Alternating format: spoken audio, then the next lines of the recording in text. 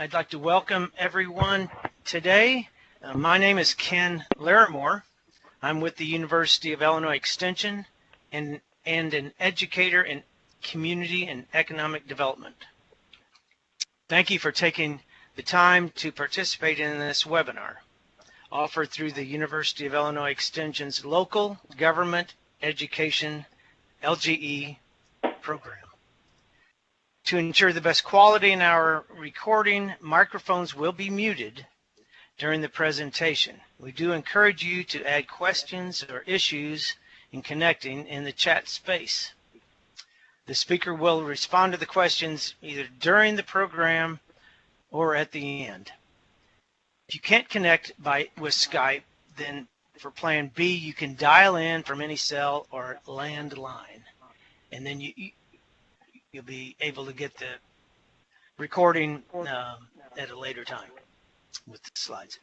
Today's webinar is on tax increment financing, or TIF. Today's recorded webinar will be made available on our local government education website and the YouTube channel. We are very lucky today to have Thomas Henderson, a real expert on TIF. Tom is the Executive Director and Chief Operating Officer of the Illinois Tax Increment Association. Prior to ITIA, he was the statewide administrator for the Enterprise Zone, High Impact Business, and River Edge Redevelopment Zone programs, and provided technical assistance to those communities inquiring about the TIF program at DCEO. For over 10 years, his ITIA responsibilities have included planning and implementation of programs and activities. He is an active member of the Council of Development Finance Agencies, International Council of Shopping Centers, Illinois Economic Development Association, has served on the Board of Directors of the Illinois Enterprise Zone Association for over 20 years, awarded Economic Developer of the Year Award by IEZA, the Distinguished Economic Developer Award by IDC, and was presented with the CDFA Illinois Financing Roundtable Excellence Award for Leadership. He was appointed to the Local Government Advisory Board by Illinois Comptroller G. Bar Topinka, reappointed by Illinois Comptroller Leslie Munger, and was recently reappointed by Illinois Comptroller Susan Mendoza. So at this time, I would like to turn over to our presenter. Welcome, Tom Henderson. Thank you, Ken. I hope all of you can hear me. I'm presenting from the state capital, Springfield, Illinois, in my office. I want to thank Ken. We've been talking about getting this presentation to you for a couple of weeks. Finally got it together today. With what's going on, primary, now's the best time to do this. I got a brief presentation, it's about 21 slides. I'm going to go through it. I see there's questions already, and I'll answer those probably at the end so we can get through this. So again, I want to thank you for allowing me to present. I've been involved in economic development, for a long time, state government since about 1984. Recently going on my 12th year as Executive Director of the Illinois Tax Increment Association. So I've been around for a while. When I started in government, I only had one child. Now I have 5, and 2 son-in-laws, 2 daughter-in-laws, soon to be having my 6th, 7th, and 8th grandchildren this year. So I'm up there. So anyway, just want to go about and talk about this. You know, what's going on nowadays, you know, the municipal challenge is underperforming assets. What is a town to do? There's always a public desire to encourage economic development and redevelopment, and there's becoming fewer and fewer development limitation tools. So TIF is a tool that can help address this challenge. You know, communities look at it this way. There's two approaches to financing. Borrowing, one by the municipality, by the developer. Quicker start, greater risk. You know, when we had real estate crash there for a while, quite a few developers went into bankruptcy because their property evidently was overvalued and would not be able to secure the loan that they obtained from the financial institution. What's going on nowadays? It's a pay-as-you-go. It's a slower start, but it's a lower risk for the municipality as well as the developers. TIF, or tax increment financing, is not new or unique to Illinois. It was first used in California in the 1950s. California kind of did away with it a few years back, and then they reinstated it just recently. There are now 49 states, and the District of Columbia allow TIF in some shape or form. Illinois itself has over 30 years of experience with TIF. There are over 500 TIF communities in Illinois. 87 out of the 102 counties have TIF districts located in them, from the largest communities, i.e. Chicago, to some of the smallest ones down in southern Illinois. And there are urban and suburban locations as well. The ITIA itself has had over 30 years. We're going into our 31st year of existence.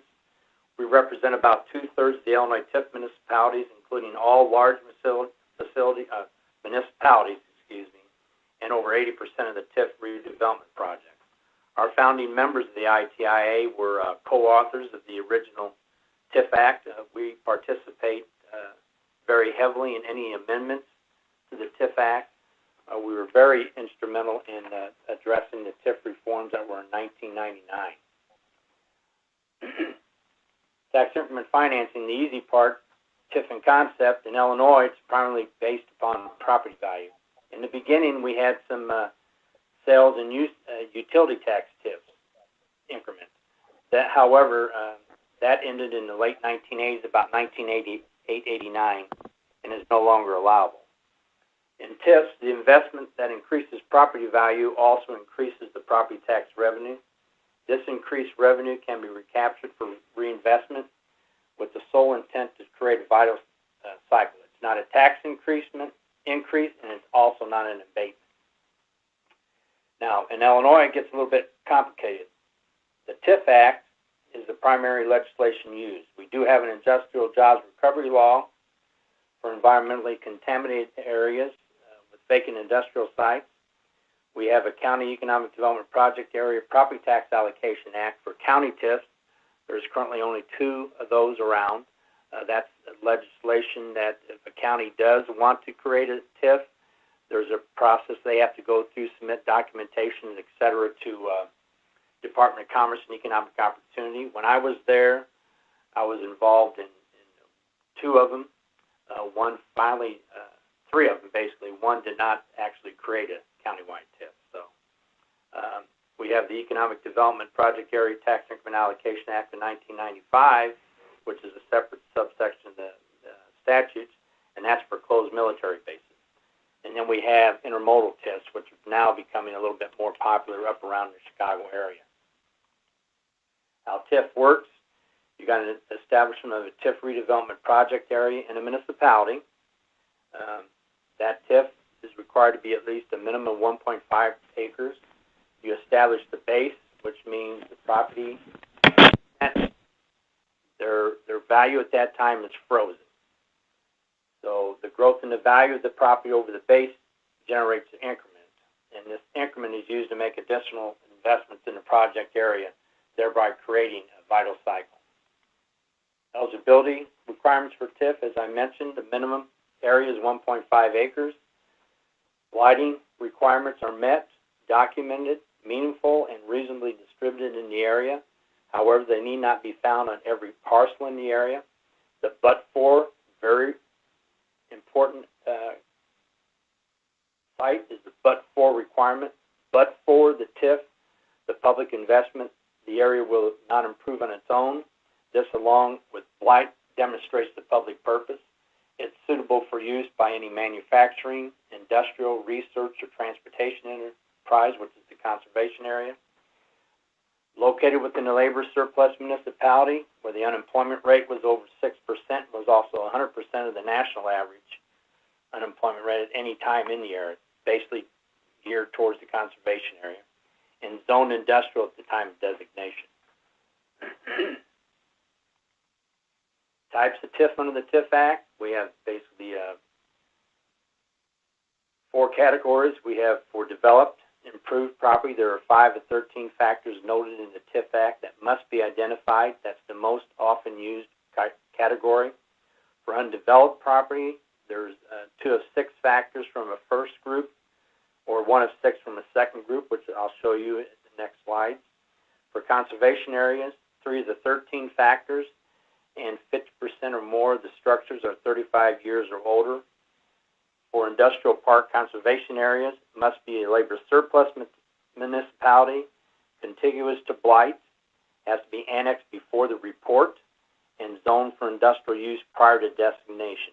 This is the least often section used. And then the intermodal TIF basically has no eligibility factors to qualify. Now, we talked about the blighting factors.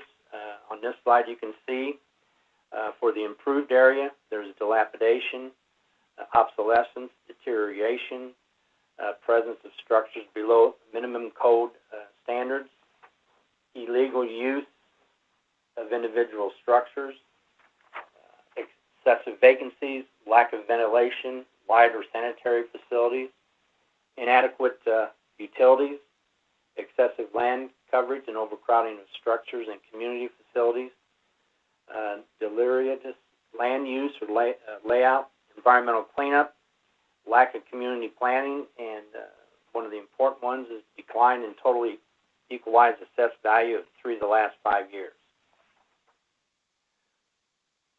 So as I stated before, for developed, which was the first one, you needed 5 of those 13 factors. For undeveloped property, the blighting factors, as I stated before, we have the first 2 groups, 2 of the 6 from the first group, which is obsolete platting, diversity of ownership of parcels, tax and special assessments delinquencies, deterioration of structures or site improvements, need for environmental remediation, and again, decline in equalized assessed value 3 of the last 5 years. In the second group, only 1 of the following 6 need to be required. Area has 1 or more unused quarries, mines or strip mine ponds, unused rail yards, rail tracks, or railroad right-of-ways, subject to chronic flooding, unused or illegal disposal sites, and it qualified as a blighted, improved area immediately prior to becoming vacant.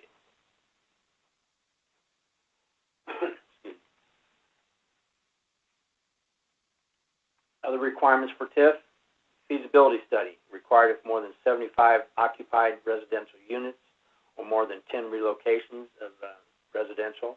Is TIF the appropriate, one important question, is TIF the appropriate financing mechanism? Redevelopment plan and program, housing impact study, notification of property owners, interested parties registry, joint review board, review and opinion, publication of notices and public hearings, and public orders.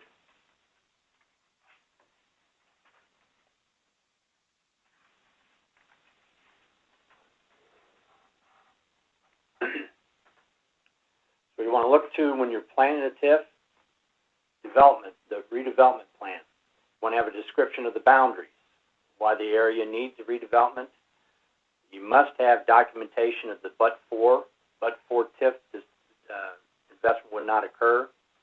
Redevelopment goals and objectives, uses of funds, explanation of how land will be used, budget for life of TIF, including total TIF eligible costs, evaluation of fiscal and programmatic impact on the taxing bodies, description of the process to amend the plan, statement of conformance with the comprehensive plan. So that's very important. So if the community does not have a comprehensive plan, that's the first thing they're going to have to do before they even consider a TIF, creating a TIF, and a timetable for redevelopment. Types of eligible costs you can get reimbursed for. Sometimes the administration of the TIF, property acquisition, rehabilitation or renovation of existing public and private buildings, construction of public works or improvements, job training, relocation costs, financing costs, including interest assistance, studies, surveys, and plans, marketing sites within the TIF, professional services, demolition and site preparation, and daycare for municipalities over 100,000. However, there are some restrictions. The dollars must remain in the TIF, although adjoining TIFs may transfer or port funds. New private construction not allowed in most cases. So, Vacant land for a golf course, clubhouse, and related structures not allowed. All this is due to TIF reform. Public land for camping and hunting or nature preserves not allowed. Big one here is limitation on consultants. No percentage of the increment generated in or outside the TIF district, and the contract cannot exceed 3 years. Initially, there was consultants that were basing their fee on a percentage of the increment generated, so that was struck out in TIF Reform in 1999. Some municipal public buildings not allowed. General marketing of the community is not allowed. It must be specifically within the TIF district. Make-whole agreements are not allowed. This is another option. We had a memorandum on our website, memorandum on make-whole agreements, that in the past, communities were entering into what they call a make-whole agreement with school districts to have them sign up on a TIF where they were reimbursing them for the potential loss in tax revenue. That's a no-no. Again, all taxing bodies must share in any surplus. So if you're going to give money to one taxing district, you have to give it to the other taxing district, and all that distribution must be on a pro rata share of the tax rate, of the total tax rate.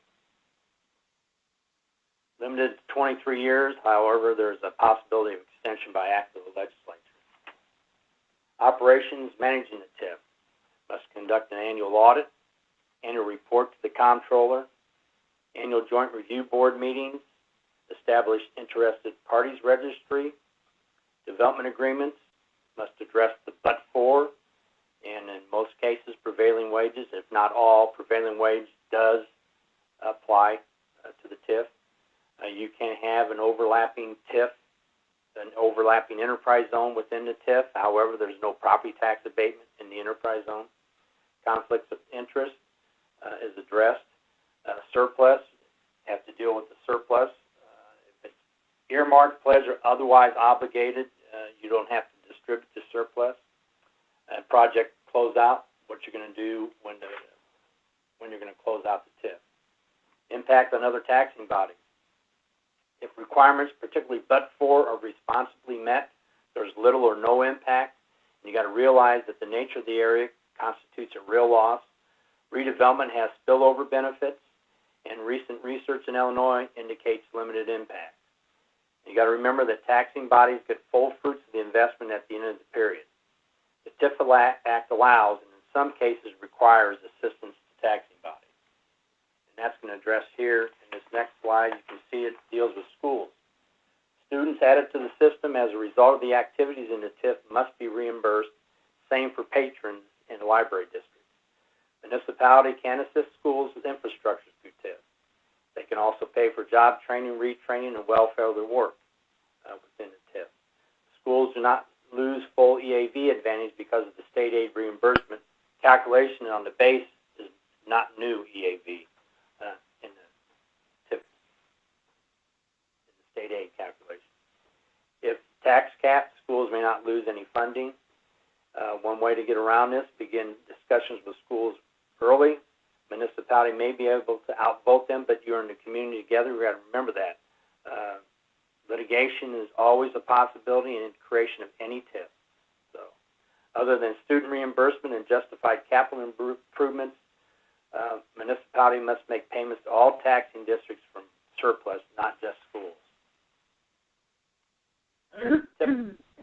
TIF projects include redevelopment of substandard, obsolete, or vacant buildings, financing general public infrastructure improvements, development of residential housing in areas of need, cleaning up polluted areas, improving the viability of downtown business districts, providing infrastructure to develop a site for new commercial and industrial uses, and as well as rehabilitating historic properties. I got here a listing of how some communities are using TIF in Centralia. They've done downtown improvements, building repair and facade loans, and business parks. Rock Island redid their river front development and reuse of their armory. Springfield, Illinois, they have 4 different facade easement programs. Stillville, improvements of the Sparta Street business improvements. Combined effort by the school district, library district, and village. And in Vandalia, they've done restoration of the Depot restaurant and the new Sloan implement dealership. And that's basically all I have. We are the ITIA, just gives a little primer on us.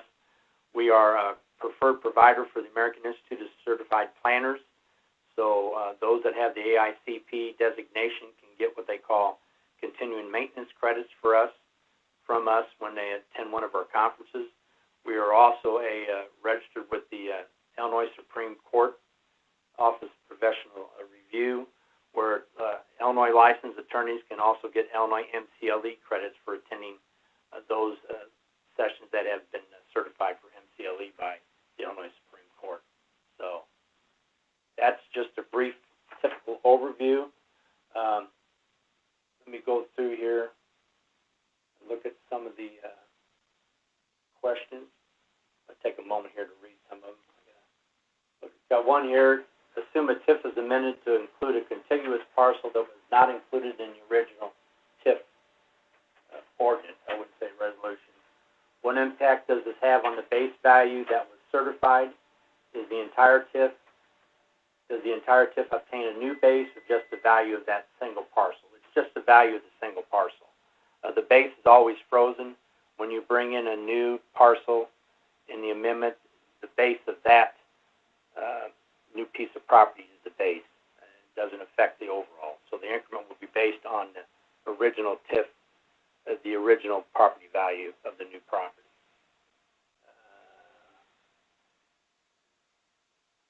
We have heard that the state has organized a TIF task force and will have hearings. Do you know what the state is seeking with the task force? Have I heard anything about the future of TIFs or what the future might be for extension? I just attended a meeting last week. There's another meeting possibly next week.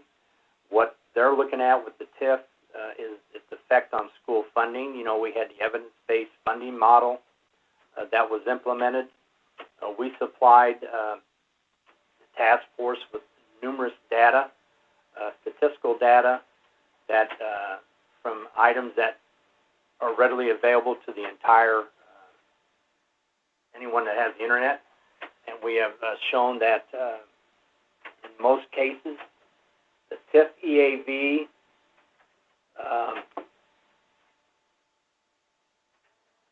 in relation to the total taxable EAV is less than 9%.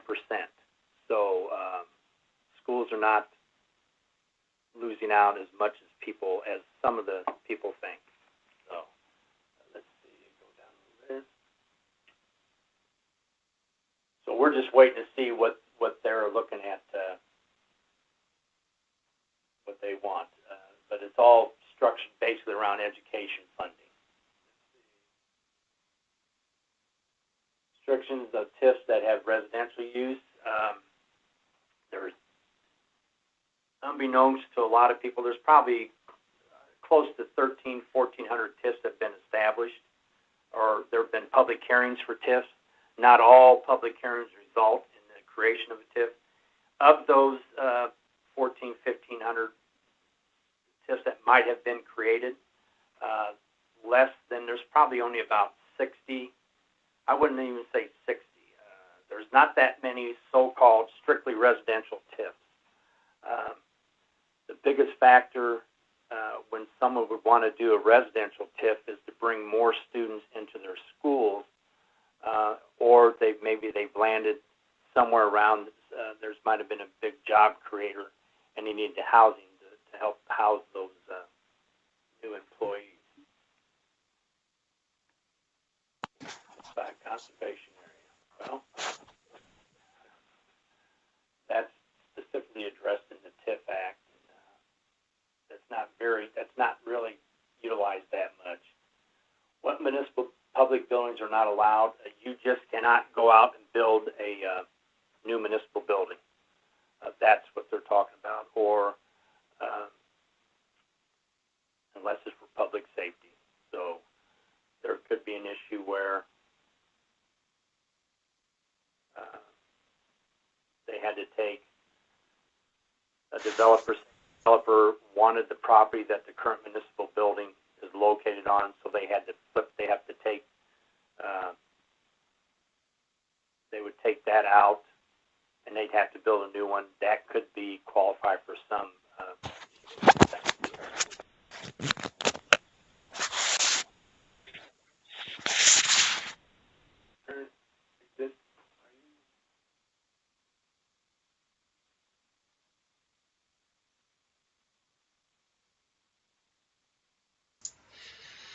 Ken, did you want to moderate questions, or I can pull some off of the chat box as well?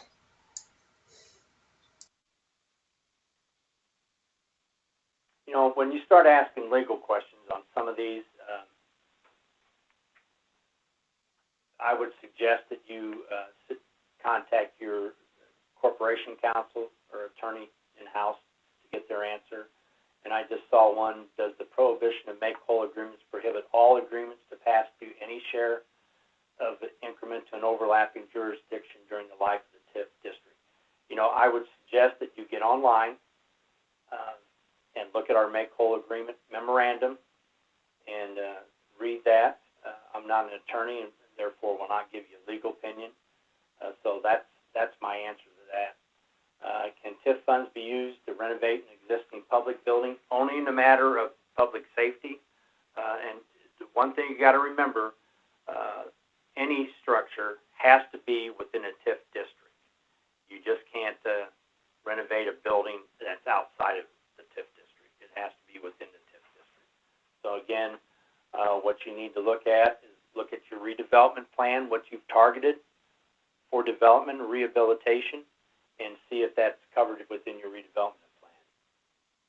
Let's see. They're jumping all around. Can TIF funds be used as an incentive to a company? You know, that's an interesting question, or must it have a public purpose?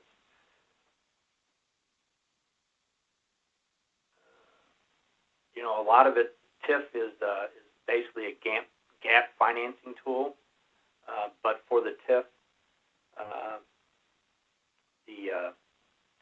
the investment would not occur.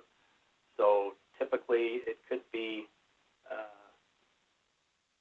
used for, you know, like I said, facade improvement, maybe to fix the street outside, or et cetera. So, you know, and Ken is listed on there the TIF website, ITI website. He also listed our spring conference, which is in April. So, let's see.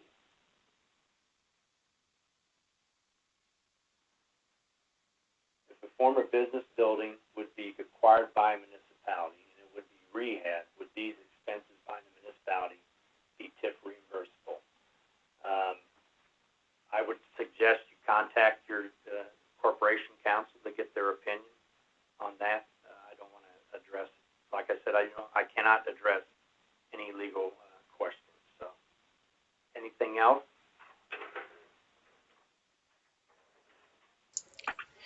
While participants are thinking of any other additional questions that they would like to ask the presenter today, I wanted to go ahead and put up a poll about what participants have learned today. If you could just quickly take a moment and select on the screen, you can just click directly on the screen as to whether this webinar improved your knowledge of tax increment financing in Illinois. And continue to put questions in the chat box for Mr. Henderson and or any other questions you have about local government education webinars. And we have a new question, Thomas, about the joint review board process. How does that work? Joint review board is made up. We addressed this in TIF Reform in 1999. What that is a representative of every taxing district within that is covered by the TIF. What we did prior to see, I'll address the changes to the joint review board for TIF Reform. The township and fire protection districts were added to the list of JRB representatives.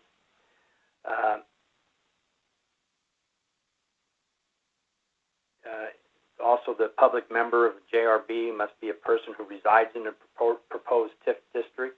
If the majority of residential units are occupied by very low or moderate income households, then the public member shall be a person who resides within such household. The JRB meeting shall be held at least 14 days, but not more than 28 days after the mailing of the public hearing notice to the taxing districts. Clarified that JRB recommendations shall be adopted by the majority of members present and voting. This is an issue in a lot of communities where they establish the JRB. They submit their notices to the JRB, and not all taxing districts send their representatives.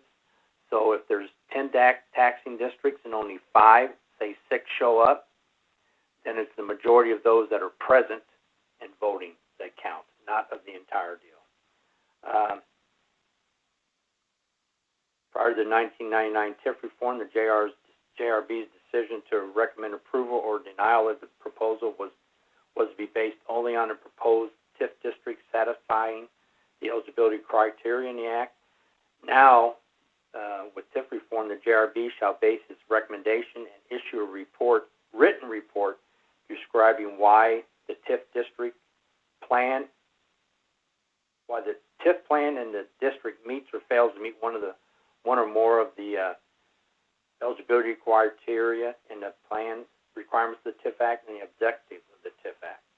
If the JRB recommends rejection of the matters before it, the municipality will have 30 days within which to resubmit the TIF plan or amendment. During this time, the municipality will meet and confer with the JRB and attempt to resolve those issues set forth in the board's written report that led to the rejection of the plan or amendment. In the event that the municipality and the JRBs are unable to resolve these differences, the municipality may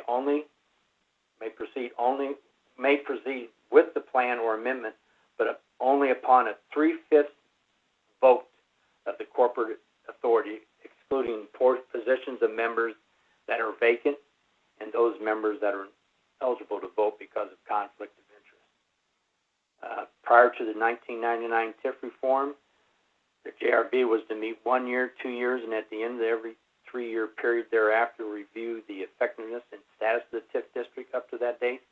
As of November 1st, 1999, the JRB shall meet annually, 180 days after the close of the municipality fiscal year, or as soon as the audit of the TIF fund for that fiscal year becomes available to review.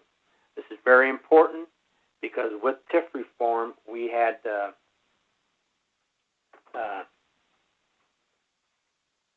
you had a report, but there was nowhere to submit it. Now you have to submit it to the Illinois Office of the Comptroller, and they ask now everything's going digital or electronic or digital, I think, because you input it right on the site. So they asked the big question: have you scheduled your JRB meeting? So if you have, you have to have your TIF report and report done and audit to discuss before you submit it to the Illinois Comptroller.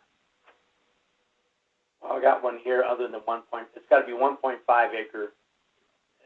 The deal with it is the most important thing is it has to qualify. The property has to qualify to be for a TIF district.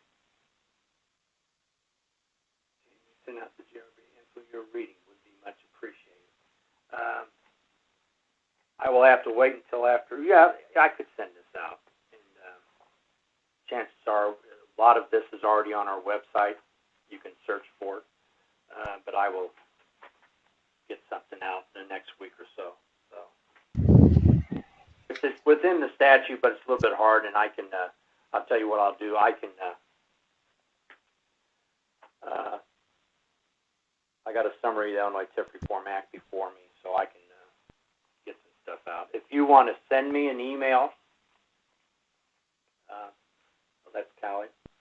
I can send that to you. I will send that to you, to the person who emailed me that put the question on there. And I'll be talking about a lot of this stuff with the task force at our conference in Mount Vernon on April 5th is when I'll be speaking. So, anything else? Any other questions? You better get them in the chat box right away.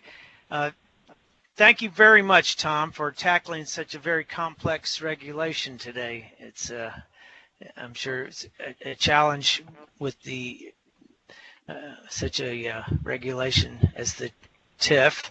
I don't see any other questions, and Nancy's got her poll up there. So I would like to thank everyone for participating in today's webinar. As a reminder, a video recording of today's webinar will be available on the local government education website within two to 3 business days.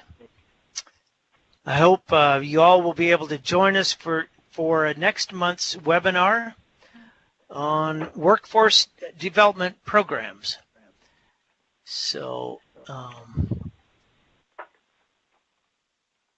and I highly recommend the TIF website. Also the conferences are very educational. It's all about education on TIF, and with a lot of great experts. So they have one in the spring and one in the fall. All right. Any other comments, Tom? Or no, I mean, I know you took off the message board or down. Like I said, if you have any questions, you know, my email address is in the presentation. You can email me. I will get back to you. It might not be that day or the day after based on what's going on with the General Assembly. So, plus the fact we have a conference coming up, so I'm kind of tied up in a couple different areas.